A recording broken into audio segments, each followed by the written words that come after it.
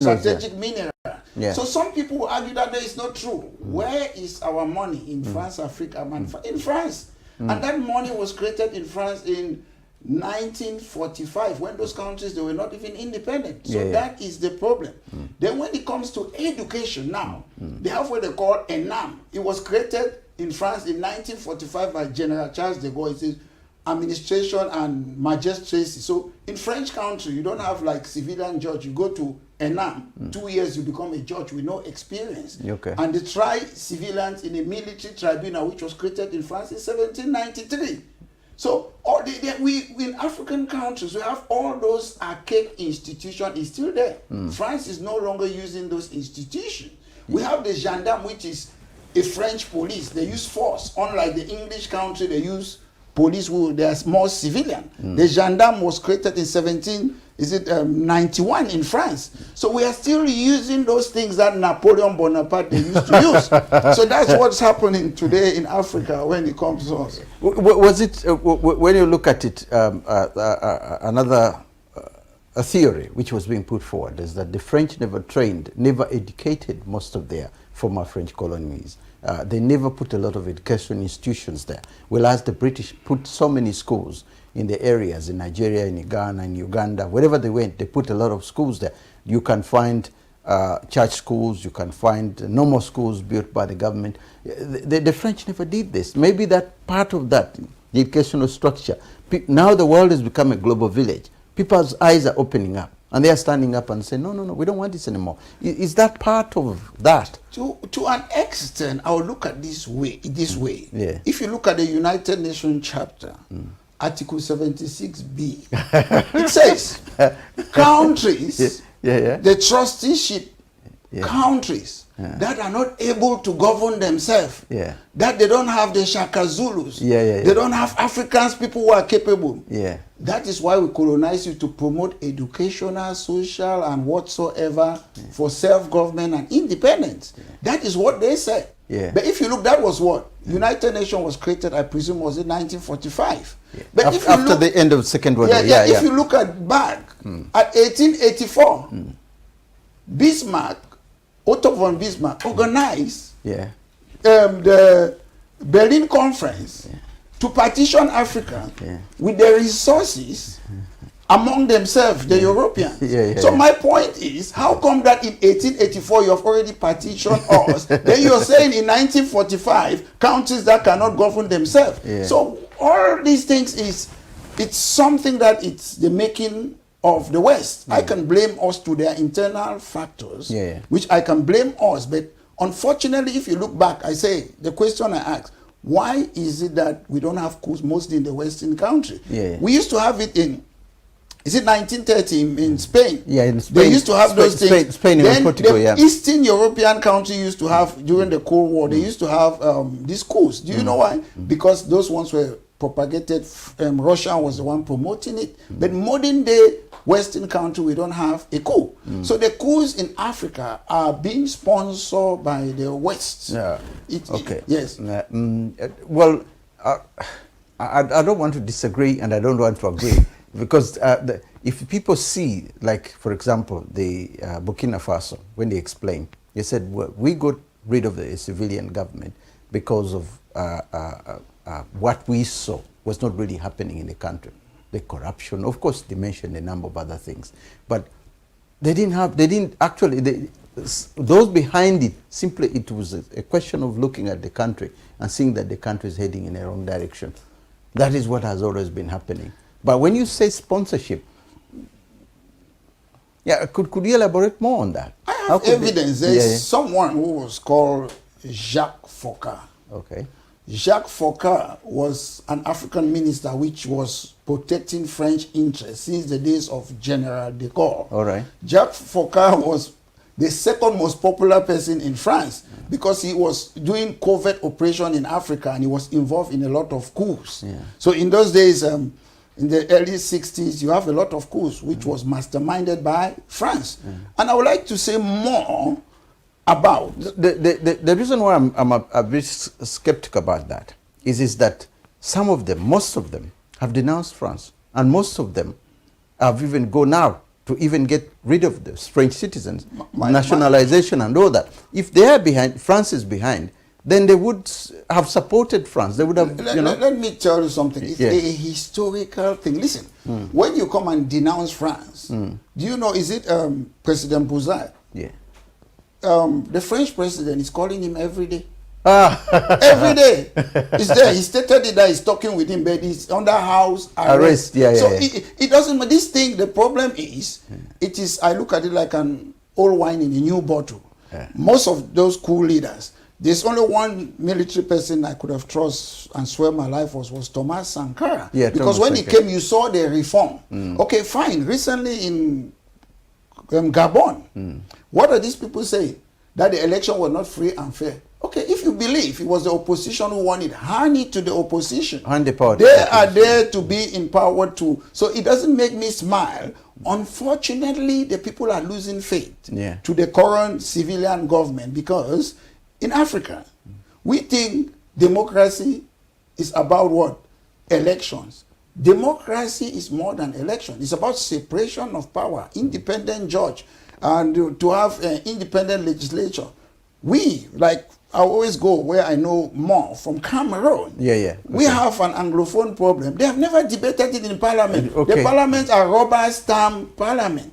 I don't know, you should correct me, you might know this. I read something some years ago that when Idi Amin came, he suspended the parliament for 8 years and controlled the country. If that is true, it means you can run a country without those parliament. They are just he did suspend parliament, and obviously he wouldn't allow elections.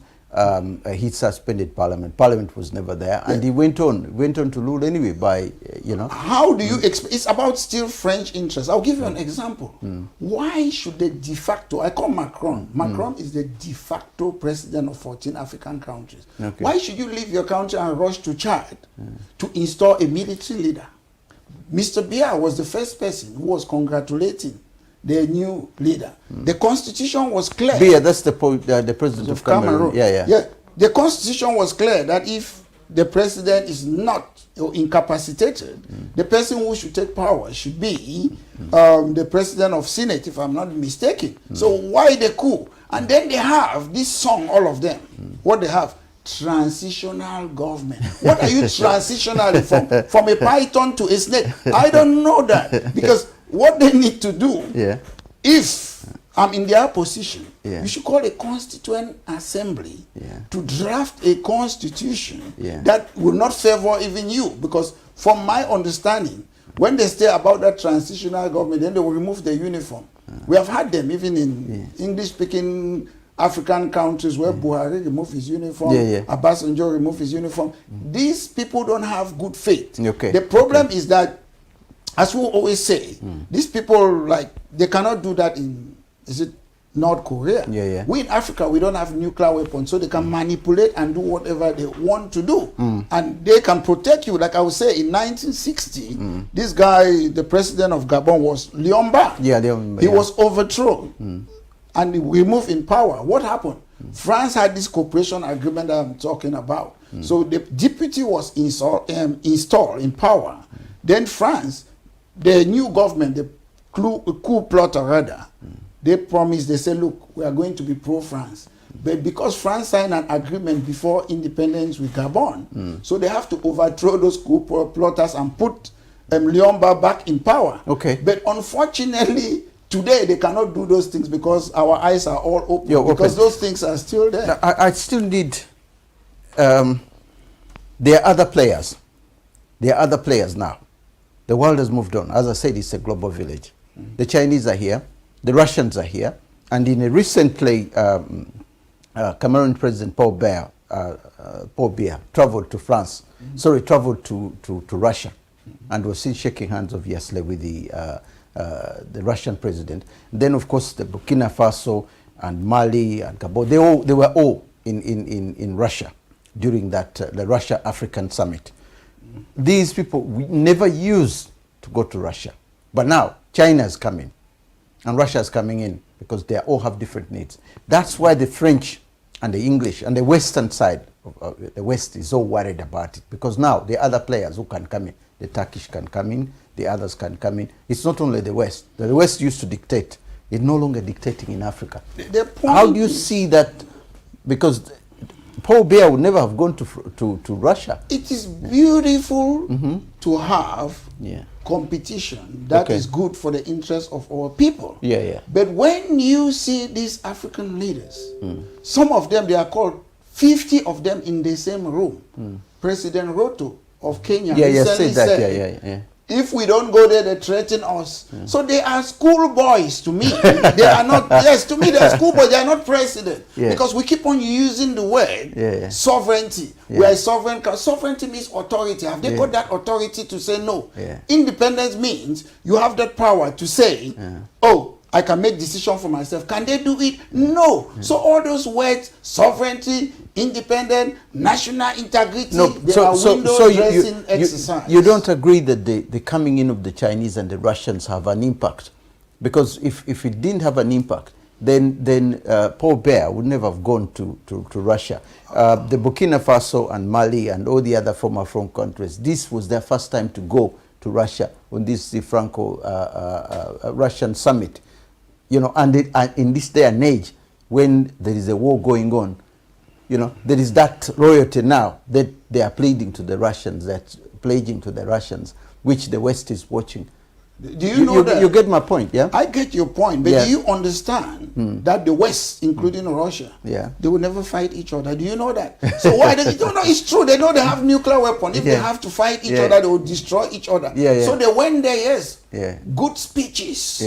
Colonial this. So what did they come back with? They go behind the scene. They still talk. I will give you example. Gabon. They will not tell us that they are going to raise the pay for the military.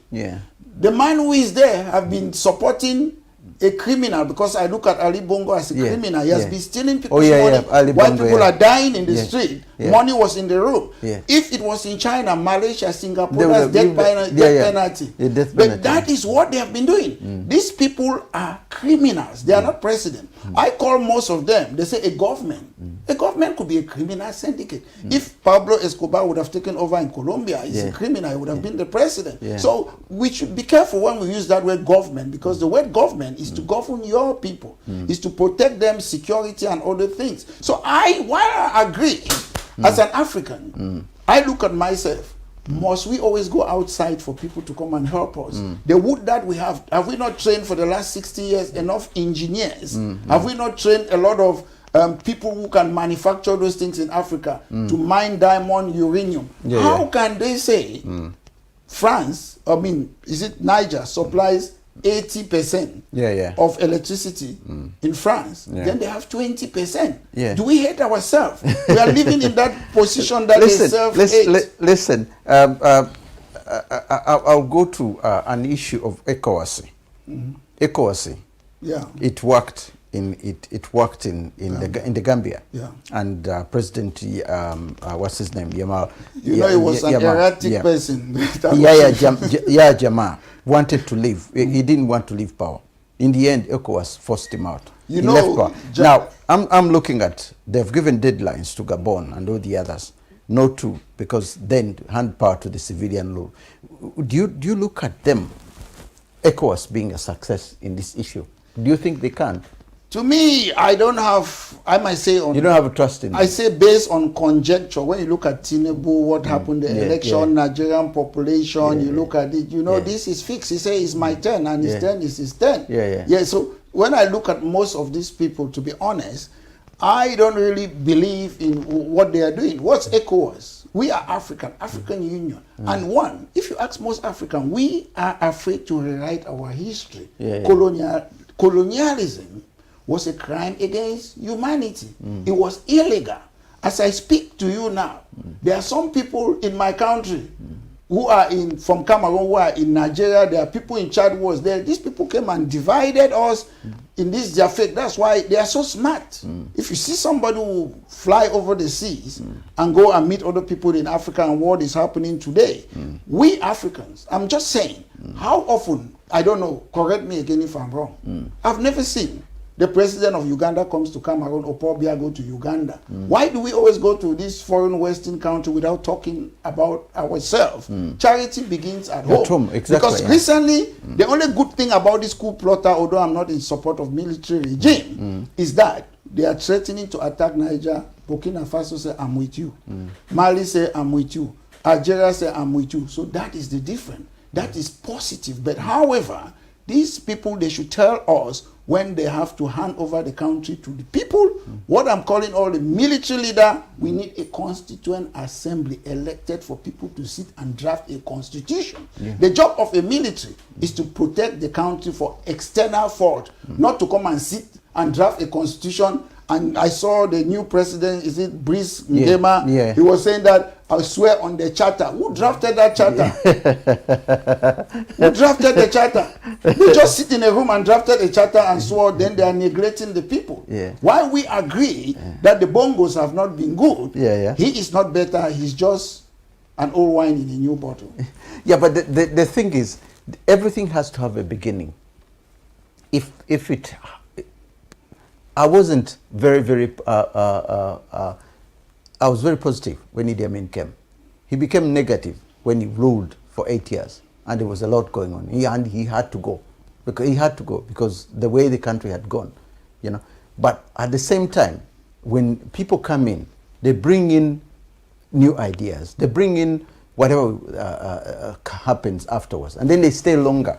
Then it becomes more difficult because, as you were saying with the charter and so on, if there can be a kind of like the way ECOWAS is trying to do, and we have that in the East African community as well, these regional bodies might be a way forward. To me, that's how I feel. The regional bodies are a way forward, because if something is going wrong in your country, and someone can say, hey, get that thing off your chest, and listens to you, then you will also listen to him next time. So the problem now, still, we have the blame game in Africa. Can we try and deal with the regional, use the regional bodies as a structure that we build? As a libertarian and somebody who thinks outside the box. You say everything have a beginning. We started existing before they colonized us.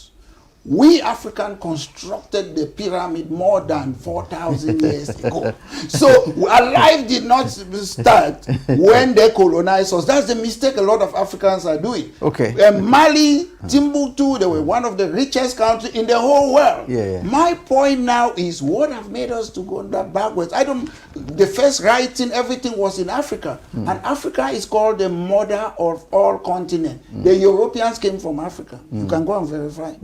They came from Africa. Everybody came from Africa. So my point is, I don't want to go to that thing, oh, we are colonial, we are a new country. Dubai was constructed under 50 years. Qatar had independence 7 years. Singapore was at par with Nigeria, Cameroon in 1960. What is wrong with us? So you're going back to the same thing. Everything has to start somewhere. I want to come to you now. You are a leader of a political party. Cameroon is divided. Cameroon, your country, is divided into two. There's the English side and there's the French side. Now, Ambazonia, as an organization that is trying to work out a separate state from Cameroon, how would you, if you're made president of Cameroon, how would you solve the issue of Ambazonia and the divisions that are existing within the French and the English? I will make it clear that my party looks at things in a legal way. There's no country like Ambazonia. There's a country like former British Cameroon, Southern Cameroon, West Cameroon. But they want to call themselves Ambazonia. Listen.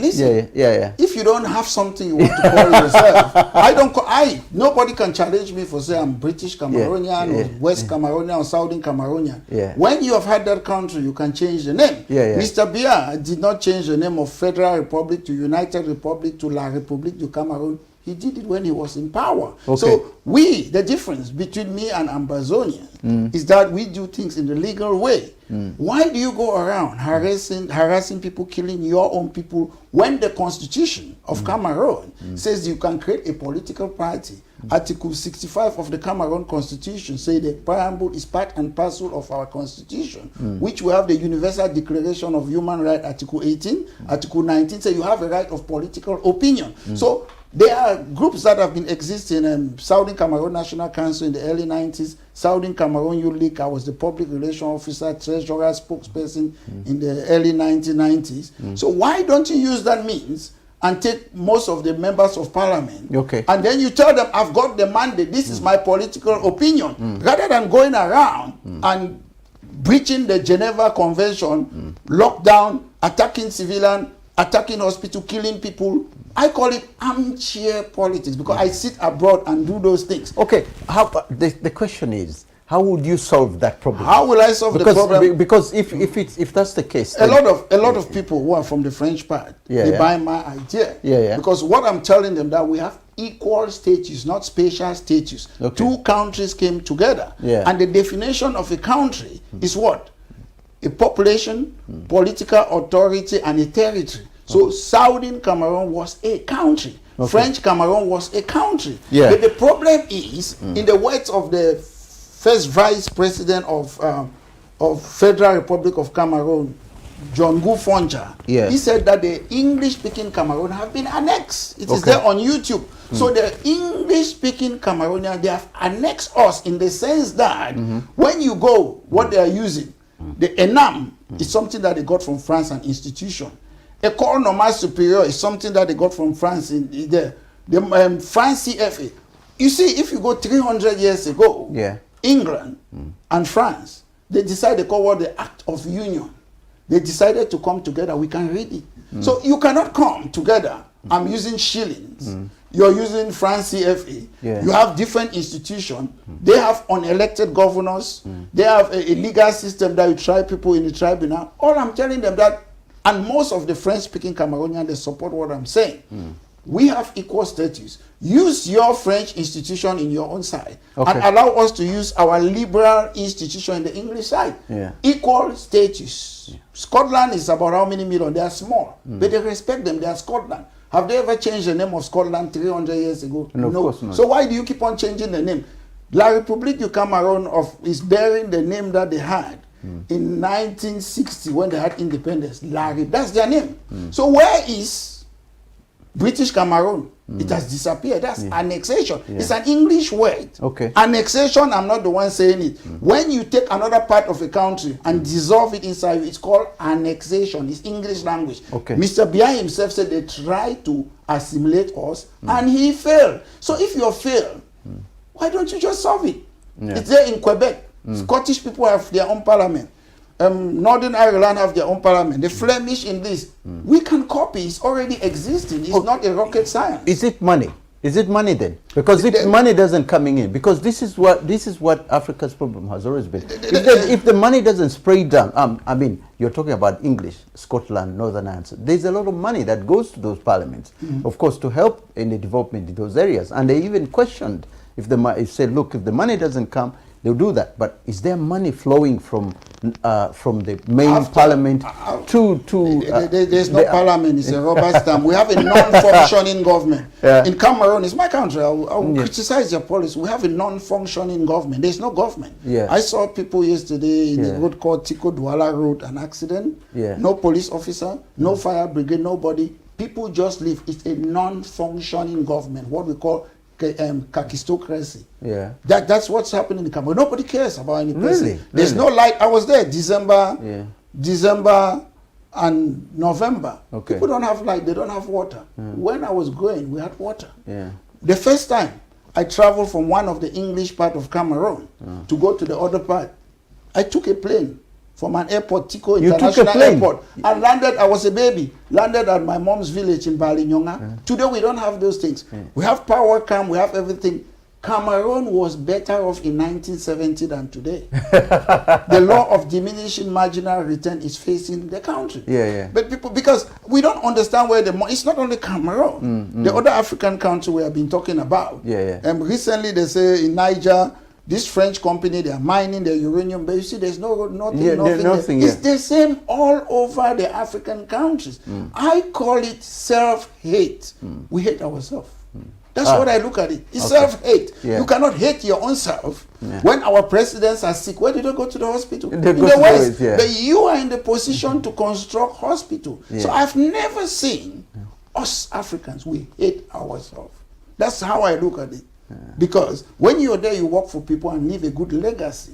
And I will tell you, Sankara was a genius. When I look what he was trying to do about women's rights, that young boy, I could not believe it. And I don't see nobody wants to follow it. I understand these people, they come and talk about what they're going to do.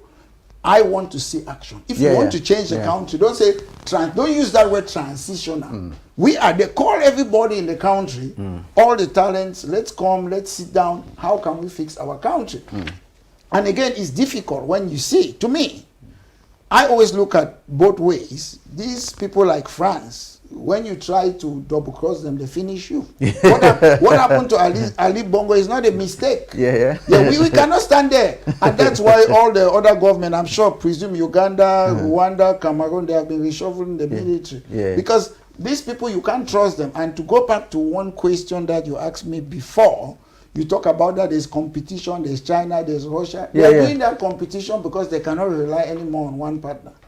You don't know who is your friend anymore. That's what I'm saying. That's what, of course. But what I'm looking at with that is that as time goes by, and the way things are, because you can't rely on France. France used to be reliable to their French countries. Now the key thing, as they said even here, London School of Economics, they were releasing. They've been studying a lot about African affairs. They were saying, look, the French government should have known years ago that whatever money, as they were, been collecting from Africa, time will come and that money is no longer coming.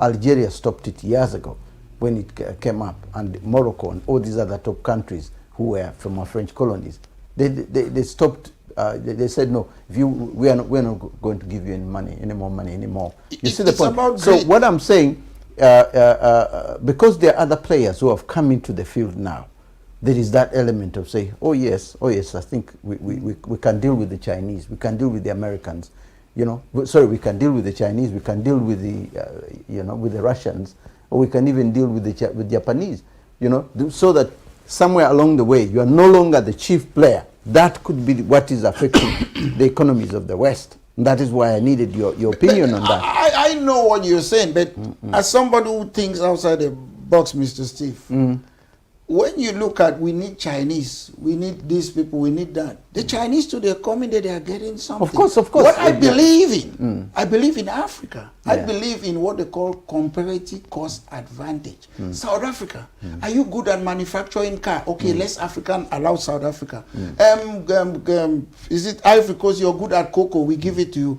Nigeria, you're good at this, give you comparative cost advantage. So when we do that, then we should keep the money in Africa. We don't need to go out. The difference between what you're saying, it's good. It's a good advice. Even the Ghanaian president, Kofi Odo, when he was here last year, I think he mentioned something similar to that, which was quite good.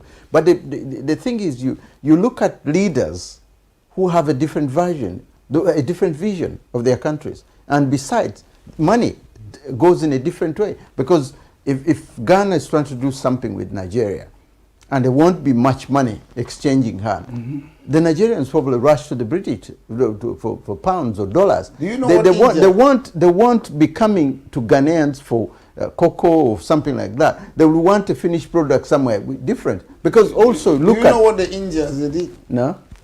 They used to send people, I'm sure Ghana was doing the same, Cameroon, all other African countries. They send people on scholarship. And the people that they send from Cameroon from scholarship, some of them are my friends, they are here.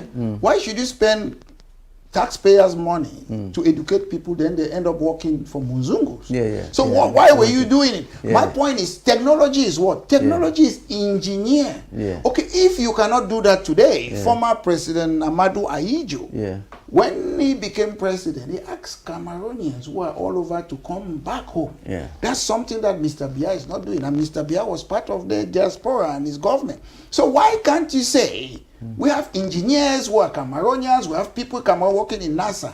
Instead of you earning this money, come back home, I'll give you a land, a house, then you work for us, make the biggest factory where you can produce malaria. One thing that it saddens me as I speak all my life. These people in the Europe, they don't have mosquito. Yeah. They are making our malaria medication. So I look at Africa. So you don't have doctors, you have been trained. No, okay, 60 years of independence. Let's say we started there. What is difficult to send people to go? My uncle, late Dr. Guanola, he studied in Edinburgh Hospital there in 1948. He became a medical doctor. He named me Alex. Yeah. He had a hospital in Cameroon, private, and a clinic. Yeah. So if he could study in 1948 as an individual, so for, let's say, the independence time, so this government, how long does it take to train an engineer to cut diamond or to take timber to make sofas? That when you hear the Chinese people, you go to Dreamland, they will say it's coming in 3 weeks. Where is that the sofa coming from? From China. Where's our mobile phone coming? They make it. It's the Western people who go and make it. So how can we not invite the Western people to come to Africa and produce those things so our people should have jobs? So it's a win-win situation. But to be honest, it's a conspiracy theory drafted by myself. These people like to keep our people poor so that they should continue governing. Which people? The Western people or the our leaders? Our leaders. Well, you could say that. You could say that. But then remember that there are private people in Africa. There are millionaires in Africa who could also be doing a lot in their village. One person, I can tell you. I was reading they about. Don't owe you anything. No, hang on. There's a footballer called Mane. I know Mane. Yeah, I know he used to play for Liverpool. Now he plays for a German club. I think it's Bayern Munich or another German club. But what this one person did in his village is unbelievable. Where did he get the money from? In Africa? Of course he was playing. He was playing no, football. That's what I'm saying. What I'm saying. To have the heart to take it, they're millionaires. Yeah, I'm not. They're African millionaires who are living in Europe. What did David Beckham do? He went to America and did this. That is their private business. What I'm saying is that they're African millionaires who are living in Europe. Without the same, who could easily have done what, what money has done. I know you are the one asking the question. If you have money now, I say go and invest. In Southern Cameroon, will you go and invest? When there is problem there. People want stability. People want to know what's going on in the next future. If you go to a country that you don't see the president, sometimes you see him on TV, will you go and do things? No, they want stability, they want certainty. You won't put your money somewhere where you don't know if you're going to get something there. That's what I'm just saying. So we are not refusing. Senegal have been stable. That's where money came from for some time.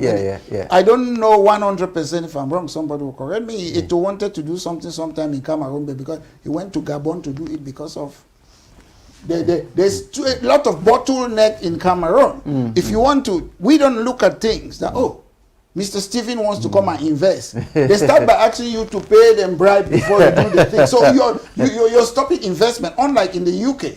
If I say, I want to create a job, they do it very fast because you're stopping unemployment. But you know, the government, they think the people, they don't bother about the people.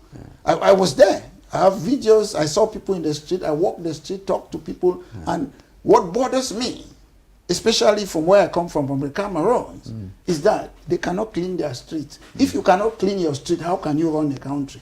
There's garbage everywhere in the street. If you cannot cleaning a street, it's something that is not rocket science. No, of course not. So, but they cannot do it. And when you talk, nobody cares. Near the presidency, there's still garbage there. Nobody does it. They give it to people. It's what they call... I'm sure it's disappointing because they don't listen. But can we say that is part of the part of all that is part of the way we are brought up, is part of the way we are? Because if you look at the Japanese, one of the first things that they do in the morning is to clean. Kids as young as 10 years old, when they go to school, before they start school, they clean up the school. They don't get, they clean up whatever. When they go somewhere, you've seen this in the World Cup. We were brought up in different houses. You see in the World Cup. I saw it. They clean up the stadium. After the game, they clean up, and you wonder, whoa, why are they doing this? But because it's part of their culture and their nature, the way they're bringing up. Africa has to do that as well. So if somebody starts loving his village, and you teach him as a child that this is where you belong, this is your house. was in Brixton. Yeah, you raise that child loving himself and loving his village. Then this thing will come. I was in Brixton near the McDonald's. I took something, I had it, I threw it, it fell on the ground. I went, I put it there. There was a lady, black lady, he was surprised and he congratulated me. To see it fell on the ground, I pick it and I put it inside. Because it's me, it's not about whether the way we were brought up. I know you should not throw something. No, the reason why I'm saying that is that if you look at the way the Japanese bring up their kids, if the way they bring up their kids, teaching them how to cross the street, teaching them whatever they do. African cultures have all this. You help. Listen. You know Tunde Diabo, war against indiscipline in Nigeria. Listen. They used to teach us as a young person. When you see an elder citizen pulling a bicycle, you go and help. You don't let him pull that bicycle. When you see an elder person lifting a heavy load, you go and help. If you're 10 years, whatever age. And it's still going on in my village as well. If I'm walking down the street and I see an elderly lady lifting a bunch of bananas, for example, that we eat a lot of bananas in Uganda, I'll probably help her lift that banana up to where she's going. I'm sure this is the cultural way in which we were brought up. But the Western coming in, the Western influence that came in, and the way kids are being raised nowadays, the difference, the cultures have gone. The structure of the cultures, that uncles and brothers and all that, everything has disappeared. We used to live in communities, and these things used to happen. Now, to me, that is the training. From there, then you realize that, hey, we need a hospital. So when you get the money, you can easily work towards a hospital. Let's do fundraising and try and do something. So that the togetherness, as you are saying, if it comes from the time, from the village level, the village chiefs and so on, it will spring up to the leadership of the country. When you look but at if Japan, we don't, if it hasn't been done right from the beginning. When you look at Japan, compare, when you are employed, you're happy. When you look at the employment rate, the happiness in Japan, you can't compare it with Africa. Most African people, they are thinking on what to eat. I watch a lot of this short comedy sometimes in Nigeria.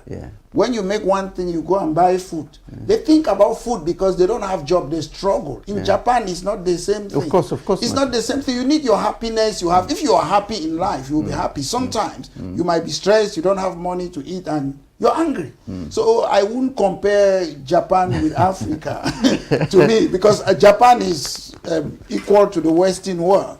To me, I wouldn't do that. There are a lot of angry people. No. The reason why I was bringing that comparison is that the traditions used to exist in Africa, and they still do. The cultural traditions are still there. The way you raise a child, it is even a saying in Africa that it's not a child is raised by a village. So that the structure, all of it comes from home. If you're a thief, maybe your son will be a thief or something. Have changed. So what I'm trying to say is that maybe we need to get back to the school level and start retraining everything and bring in programs that will put us back to where everything came from. Then maybe these changes will happen. I used to see Thomas Sankara. He goes to school. And say la corruption dehors, talking in front of primary school children. How many African leaders, how many of them do they do it? They don't do it. You don't see them. They don't go anywhere. They don't talk to the people. They don't meet the people. If you ask an average African leader and an impromptu interview, what are your functions? They don't know. They don't know that they have to maintain law and order, to enforce law order. They don't know. People stay in detention in a prison for waiting trial 5 years or whatsoever. So in Africa, to be honest, if some of my friends, they tell me that you cannot live in this country when I go there, because it is not the best place on earth. Was Boya when I was growing up. It was beautiful, quiet. As you say, everybody was everybody's keeper, but it's not the same place anymore. You used to respect your elders. It's a different country. People are rude. I used to be against what you call the upper class, the middle class, the working class. But I've realized that you need those things to make society to progress. Because if everyone I go and study, I think I have PhD. You don't learn morals in school. It comes from your home. So everybody think when I go and study, I'm a lawyer, I'm a this thing, you're rude to people. People have lost that moral compass. Yeah. So at times, you run away from your own people. The question now, how do we bring them back? How do we get those moral values back? And how do we get, because it's one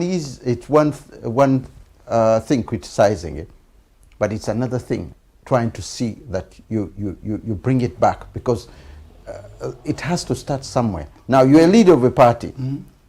Part of your policies would be as a manifesto. This could be the key thing that you put ahead in your manifesto, and said the first thing that we got to do is to go to schools and begin education. It could take years to come back, but the fruits will come in, because if it starts with you, then it will have. Then Cameroon is going to be Africans are the most educated person in quotes, but maybe the wrong education. Because I can sit here right now. I go to YouTube. I will learn how to make chocolate for less than 1 hour. And you spend 5 years, 6 years studying something that is useless in Africa. And I will tell you, I was never taught Cameroon history, but I was taught about Napoleon Bonaparte, English history, all those things. What for? We are running away from our own history. I want to learn about the Shaka Zulus. I want to learn about other people, heroes in Africa. But they do it deliberately. And I know English history, European history, world affairs, more than the Western people. So it's the curriculum that was aimed to enslave us. Who discovered River Nile? Mongo Park. What about the people who used to work there? So you see, one of my friends who is in Cameroon, I used to say discover Wapping in London. So because people just come and say fake history, and they will come. Or people who cannot govern themselves. Who told you that they could not govern themselves? So, and we as Africans, whether intellectuals or thinkers, we should rewrite our history. People should not be calling us what we don't want. We should decide if we want to call Atlantic Ocean African Ocean. They shouldn't be telling us.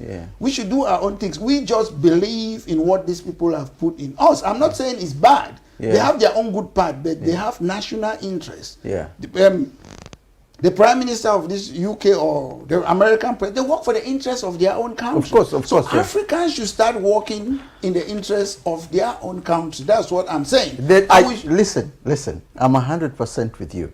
But my belief is that everything has to have a beginning. Now, the beginning could be with you, it could be with me, it could be with anybody else. It has to have a beginning, because when you're an example and others are seeing, that's why I was saying, look, in your manifesto, as as a party leader, your manifesto, this should be the top of your manifesto before you even do anything else. That the moral values that Africa have, we have to bring them back, because everything comes from the values. As we have said with the Japanese, the values, even the Chinese, by the way. Mao Zedong wrote a very, very good book about the values about life, and almost every Chinese child who is born and raised in China reads about Mao Zedong. The man died nearly 20, 40 years ago, but he left a structure. Even now, they're billionaires in China, but they all read the structure of what Mao Zedong wrote about individualism. And in Africa, we call it Ubuntu, actually. Ubuntu. Ubuntu, which really means you and me and I. You and me are the same. So if you have that structure with you, if I take 10 billion from the government, I'll be damaging the economy, and I'll be damaging you in a way that if you get sick, I'll go on a plane because I have the billions, and you're still, you die here. But what I'm saying is that beginning, that step to begin all this, we all know what is wrong. But how do we correct what is wrong? Where do we start from? That's the key question. To me, it starts from, as President Obama said, be the change you want to see. Exactly. I talk in public. I'll tell everybody in the whole world, if you know one bad thing in my life that I've ever done, come and say it. I'm free. A lot of people cannot say what I'm saying. I will tell you that as a young boy, I grew up, I saw the political party in Cameroon. There was no manifesto, nothing. I've never been. I've never joined any political party in Cameroon. That's why I have always been as an activist, because I have to read and know if something is good before I join. People just join things blindly, they follow the wind. I always say those who follow the crowd do not go further than the crowd. That's what I say. People think when you're the majority or what, like the Anglophone problem when it started, I understand how the modus operandi of the government of Cameroon. I have said Mr. Biya is the symptoms. France, the de facto president, is the cancer, is the disease. I said this long ago, but they don't know. I said La Republic of Cameroon is not independent. We have to fight for their own independence too in order to solve the Anglophone problem. Because in Mr. Biya's own words, he will tell you after the national dialogue, I'm going to give an account to President Macron. Whoa. He said that I am the best student of François Mitterrand. He's telling you he's not the president, he's a governor. And people listen to those things, they don't even know what he's saying. When they brought the so-called decentralization in the Cameroons, it was the French president who said it. When my lecturer, a leader of opposition, Mr. Maurice Kamto, was arrested, it was Mr. Macron who gave order in live TV that they should release him. It's not Mr. Biya. So you cannot be asking independence or somebody who haven't got power even to give you federalism. So those are the things people don't know because you are only as good as the information that you have. That's it. Most people don't know. They think sometimes, and you waste your time. As I said before, when I was a teenager, we go about signing things for the former vice president, prime minister to take to the UN about the Anglophone problem. I was a teenager. Then people in 2016 are repeating the things that we did again. So it's waste of time. So you're recycling, doing the same thing and expecting different results. My point, it is clear. The constitution of Cameroon says you can create a party. The people who joined the French Cameroon, they did it through political party. Then there was a plebiscite, they joined. And we can reverse that and bring back equal status, that two countries came together. And if you are not in power, if you're not in the position as an MP or what, who have given you that mandate? So you cannot impose. If I'm an MP today, I can say the people have given me mandate. I'm fighting that want equal status. We want a parliament in the English part of Cameroon where we can debate our own educational system, our own judiciary, and other things. We have elected. There's something. They always so the Ambazonians don't have the mandate. They don't have the mandate from the people from those countries. How do you have a mandate in something? They elect you in it. Okay, I'll give you an example. The Scottish National Party. Is it everyone, all the Scottish people, do they support it? No. Okay, in Cameroon, we have members of parliament who are in the ruling party. So if you have a country today, will you ask those people to leave the country? That's the mistake. Everybody is not an Ambazonian. You should respect the opinion of other people. That's how civilization, that's the English culture. The way they behave, they don't behave like the culture you see in this country. There are people in Scotland that they want independence, they don't want it. If it happens, all of them, they will go, but they don't stand and kill the people that they are black legs, they are this. If I don't belong to your organization, I cannot be a black leg because I've never yielded to it. So we are making a mistake. You will say this one is a federalist.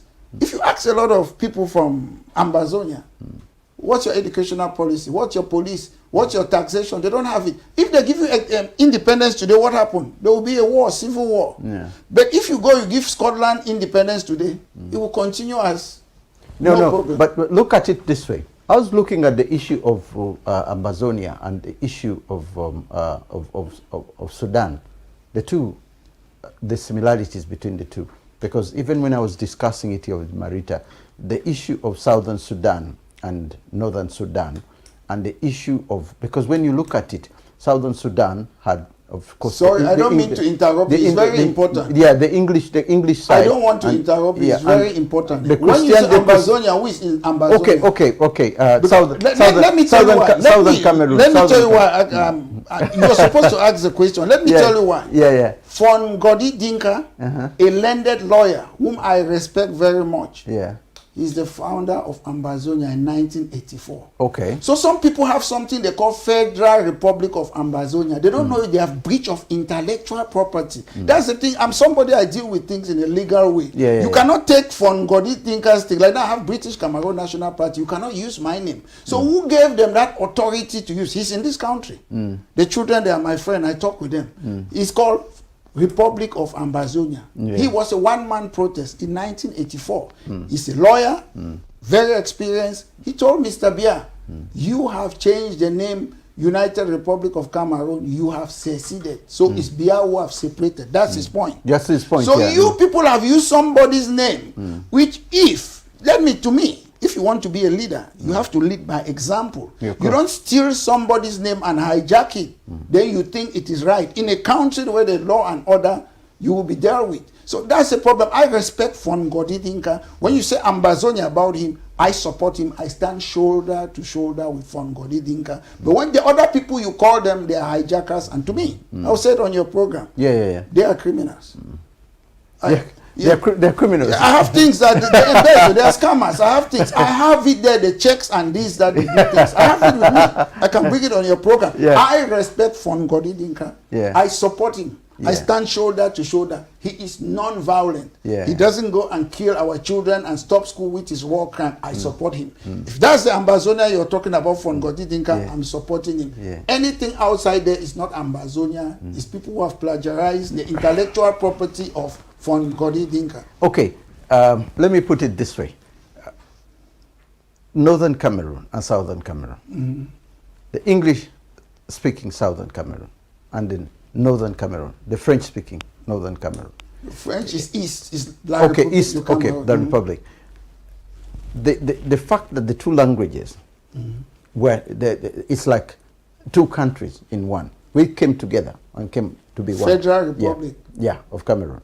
Now, the structures of the countries, the two countries, definitely haven't worked. A lot has not worked because of the disagreements here and there. Similarly to what happened in South Sudan and North Sudan. Religion was a major part. The Muslims and the Christians in the south. And in the end, the country split and you have what we call Southern Sudan and Northern Sudan. Now, I was trying to put the two of those and saying, look, this could be an issue because of the two, one English and one French. The two countries, because of the two, the major hasn't worked. Can there be a way in which we said, okay, if the major hasn't worked, can we both move our separate ways, the way South Sudan did? Because they had to do it the hard way. It was the U.S. and the other people. A senior person, journalist from Cameroon, once told me about anything. He's versed with South Sudan. He told me it was the U.S. Who decided that they should separate, and because of religion. No. But even the listen, I come from Uganda, and I could see Sudanese in my country, and we were seeing what was going on in Sudan. They couldn't. I mean, the money wasn't going into Southern. About Sudan, trust me, I have a classmate in this country who was the Christian part. I know too.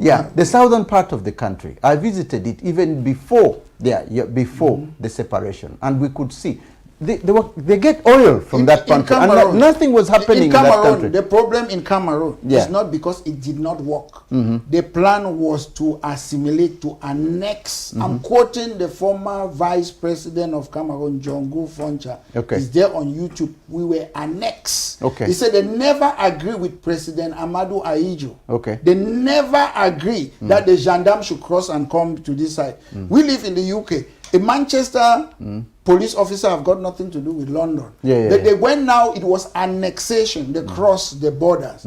There was nothing wrong. We live as brothers and sisters in the Cameroon. Then the gendarme stays in the French part. It's about policing. Then the police stays in this part. But the fun is, as I'm telling you, all the institution, can you imagine the money in Cameroon? I don't know whether they have changed it. It's only French. There's no English there. So you treat people as if they are second-class citizens. Then you cannot aspire to be anything in the country. When I was in the university in Cameroon, the government delegate, who was like a mayor in the capital of Yaoundé, he said, the English speaking, they are ennemis dans la maison, enemies in the house, snakes in the house. Then Mr. Biya did nothing. They used to call us Biafrans. I was there. I wrote a book about it. So you live in your own country, they call you Biafrans. Allez chez vous, go to your own place. So at the end of the day, it's that weak leadership. Until today, people still use hate crime. Then they come and say, oh, don't use hate crime. Hate crime is a criminal offense in Cameroon, but nobody is persecuted. A governor who is French-speaking origin call the Anglophones, the English-speaking Cameroonians, that they are dogs. Then you don't do anything. That's what happened in Rwanda. But you have a president, they don't sanction them. So that's the problem, which is, the problem is the leadership. You don't punish people, no meritocracy, nepotism. I don't care. It's a matter of principle. I don't care who is in power insofar as you're doing your job good. We have somebody called Atanganji, is the Minister of Territorial Administration. When you talk, they say, oh, they have given you English speaking a minister. I say, no, he's a minister for the country. He's not a minister for Anglophone. So the way they run the country, I see people who don't know how to run a country. That's the problem. All they do is to please their master, France. And that's why I'm saying I'm happy, because I've been campaigning, talking about France, Afrique. I'm happy now that it's open. And insofar as so many countries, they talk about it, they will not kill Thomas Sankara alone. So let more people talk about France, Afrique. Anti-sentiment, I don't mind it, because these people are evil. They don't put anything, they just take and take and take. You are the French. Yeah, that's what they do. They take and take and take. So I'm happy that a lot of people are talking about it now. A lot of people, we never used to talk. When you talk alone, they kill you. They kill you, yeah. But now, if all of us were talking, they cannot kill all of us. Of course, they definitely can. They can't kill all of you because of that. The thing is, we're coming towards the end of the program. How do you see the future now of not just of the French-speaking countries, but the whole of the African continent, in view of what we've discussed here? Because what affects Northern Cameroon affects Southern Cameroon, affects Nigeria, affects Ghana, affects, how do you see the future of Africa? Do we see in 20 years' time that there could be a change with this, or if nothing happens, we are going to be like this for the next 100 years with the next with the next generation? President Obama once said, with the advent of the internet, these people, they cannot get away with it. So things have changed now, because we can all talk, whether it's good talk or bad talk. And I believe people would try, most African leaders, they would like to lead by example, because it's a shame that sometimes when I look at Africa, I used to say even those dictators in those days, the Mobutu, they were better. They used to talk. This one, they don't even talk. They just call them China. They run like dogs. They say America, Commonwealth, Francophonie, they go there. But I say those dictators, they used to talk. At least I used to see Mugabe, that Gordon Brown, you're just a dot. At least even if they were dictators. But this one who are so-called Democrats, they don't talk. Ruto is trying. The other South African man, they are trying. But they are president. I don't want them to try. Me, I should try. I'm not in power. But they should take their responsibility and lead. And they should be ready to die for the people of Africa. The people like Mandela's, Sabokwe, Nkrumah, all those people, they have worked hard, they risked their life. Now, our president, insofar as they are behind their people, let your people protect you, not gun. People say we have democracy. I will call my word, we have gonocracy. Guns protect us. That's what protects the leaders. It's not the people. So if the people, look at the military. Okay, fine. They are having some pleasure now to stand in the street, people. It's a joy, although I don't want the military rule. But can those, our leaders, I will not call their name, but I will call them Museveni. Can Museveni go and walk the street? They can't walk the streets. Look at the young guy in Burkina Faso. Yes, my point is, let them change things and hand over things. But look how popular he goes in the street. You have joy. But that's a short-lived joy. I know. It's not going to last forever. At some point, they will start hiding behind. You should hand power very fast. That's what I'm saying. Get that your joy. He's a young man. He has done brilliant, made the speech. Make sure hand everything. If everything happened, it's none of your business. You've done your own. So which is good. That's why I say. And again, if things goes back, they might want you to come back. Exactly. So that's what you do. I mean, Rollins did that.